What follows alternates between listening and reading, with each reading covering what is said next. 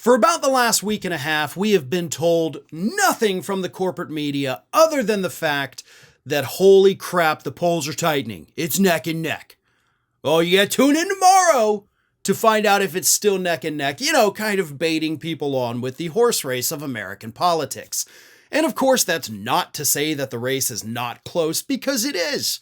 But according to a massive new report from the New Republic, written by Greg Sargent and Michael Tomasky, two very well-respected, very reputable writers, the race may not actually be as close as most people think, or at least probably not as close as the corporate media would like you to think, because as they point out, again, in this massive 10-page report, there's a lot of right-wing pollsters flooding the market right now with data that is absolutely not reliable.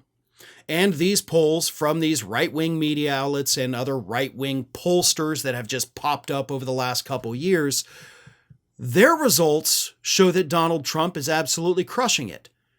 And when those get factored in to the polling averages from, the New York Times, The Hill, Decision Desk, 538, Nate Silver, they skew the results further to the right, which of course would show a tightening race.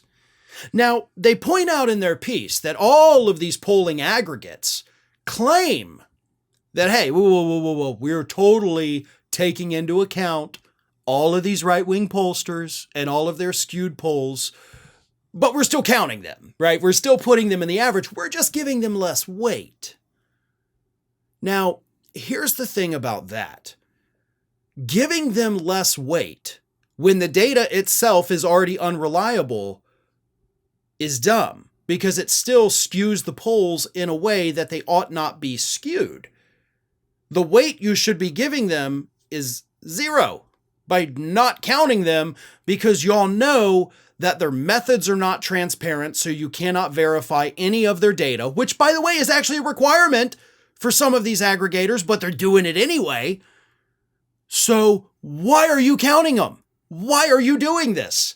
You are letting these little fly-by-night Republican pollsters, who for the record got everything wrong in 2022, as Sargent and Tomasky point out, and you're still giving them a seat at the table with your polling aggregates. Now, 2022, of course, is the example that they repeatedly refer to throughout this thing, because in 2022 is when we saw the emergence of all these dozens of right-wing pollsters putting out information showing Republicans were going to pick up 5 Senate seats. We were going to have the red wave. Remember that? All these polls from these right-wing outlets showed this, and those got counted in the aggregates. So what happened in 2022 is that those aggregates that showed Republicans running away with it, didn't happen. Democrats retained control of the Senate when the aggregates showed Republicans would be picking up seats, which was wrong. And of course, the red wave 70 seats for Republicans didn't happen. A 70-seat advantage was what was initially predicted. And of course, that did shrink down. However, still 30 to 40 seats is what they predicted, and you got 10. Oops. Have you corrected for that, aggregates? Probably not, because you swore in 2022, just like you swore in 2020, just like you swore in 2016. Your methods are infallible.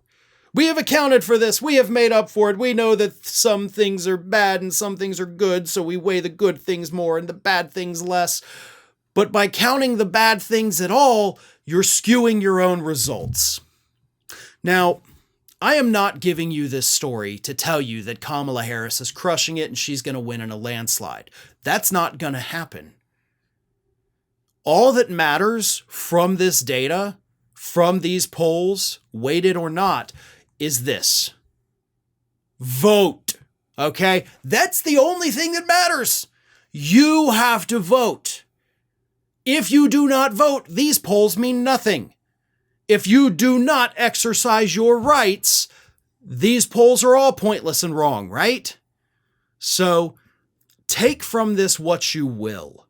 But the one thing I want you to walk away with is ignore the polls and get to the polls to vote. If you haven't already, make sure you do it November 5th. Thanks for watching, everybody, and if you're not already, please subscribe to the channel. We got fresh content every day for you.